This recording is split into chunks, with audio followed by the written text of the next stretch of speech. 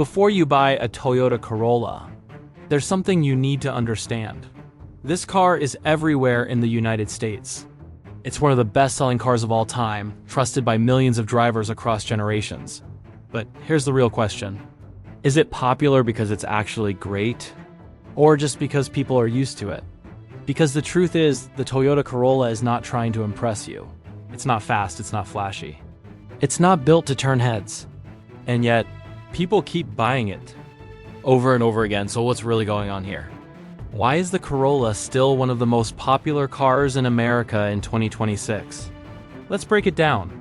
First, we need to talk about what the Corolla actually is. At its core, the Corolla is a compact sedan focused on reliability, efficiency, and simplicity.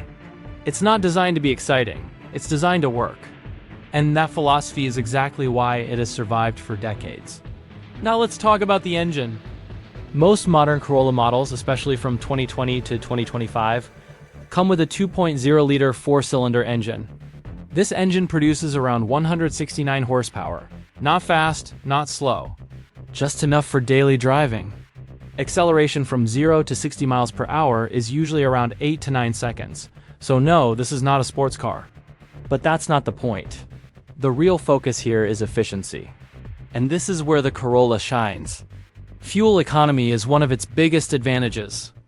On average, the Corolla delivers around 30 to 35 miles per gallon in the city. On the highway, it can reach up to 40 mpg depending on the model and driving conditions. That's excellent for a gasoline-powered car. Now let's talk about driving experience. The Corolla is smooth and easy to drive. Steering is light, making it perfect for city driving. Suspension is tuned for comfort, not performance. It absorbs bumps well and provides a stable ride. But if you're expecting sporty handling, you might be disappointed. This car is built for calm, predictable driving. Now let's talk about comfort. Inside the cabin, the Corolla is simple but functional. Base models offer cloth seats and basic materials. Higher trims improve things with better finishes and soft-touch surfaces. Seats are comfortable enough for long drives. Rear seat space is decent for a compact car, but not class-leading. Now let's talk about technology. Modern Corolla models come with a good set of features. Touchscreen infotainment system, Apple CarPlay, Android Auto, Bluetooth connectivity.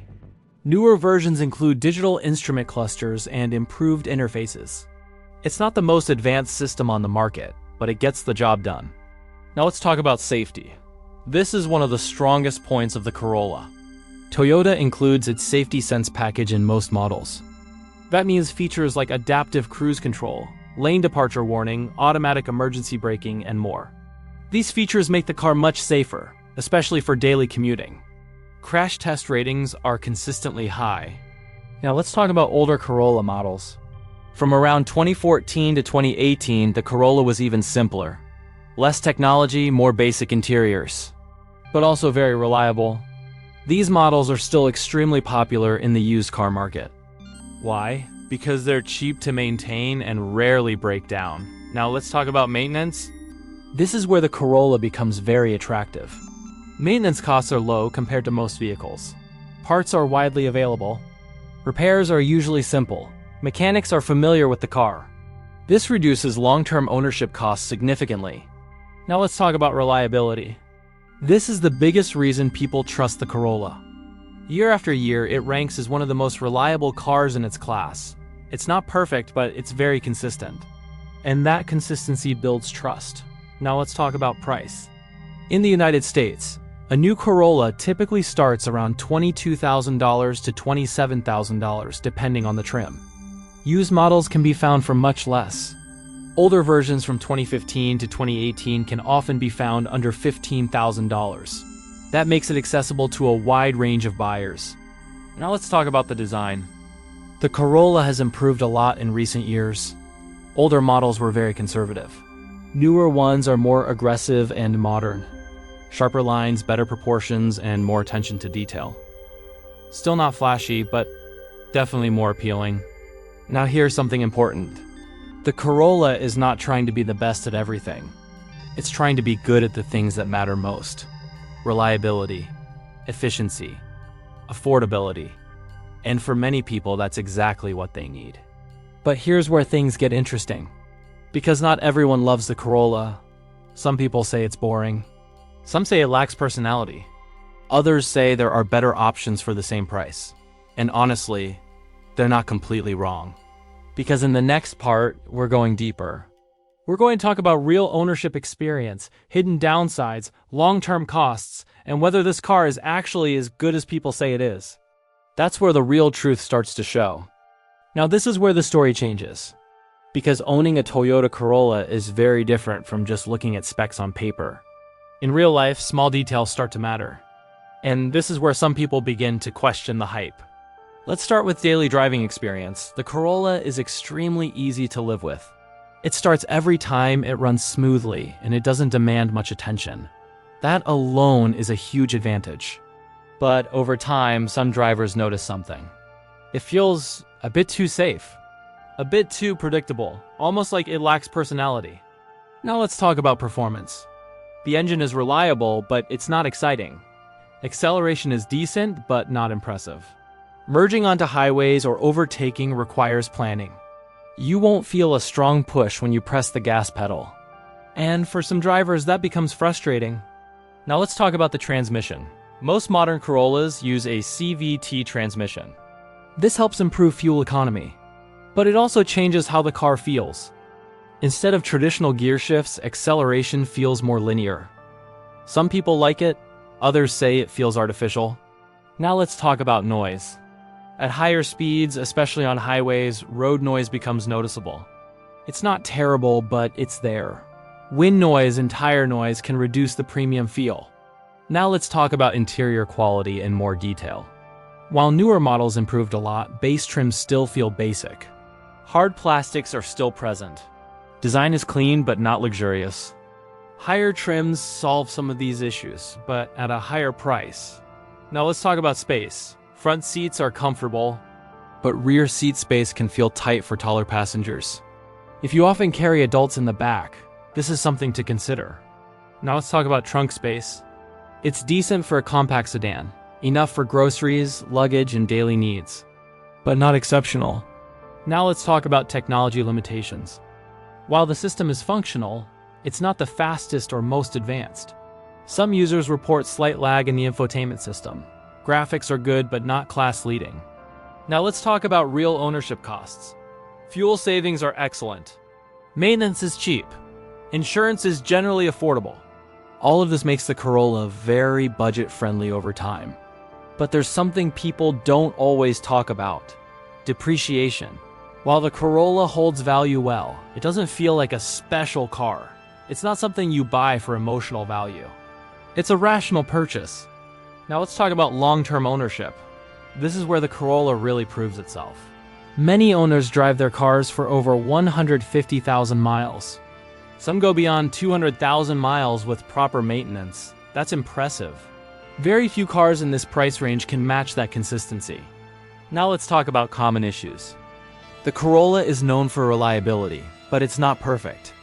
Some owners report minor issues.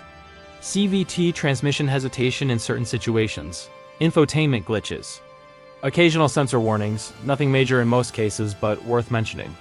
Now let's talk about older models again. Corollas from 2014 to 2018 are even simpler. Fewer electronics, less to go wrong. That's why many people prefer them as used cars. Now let's compare with competitors.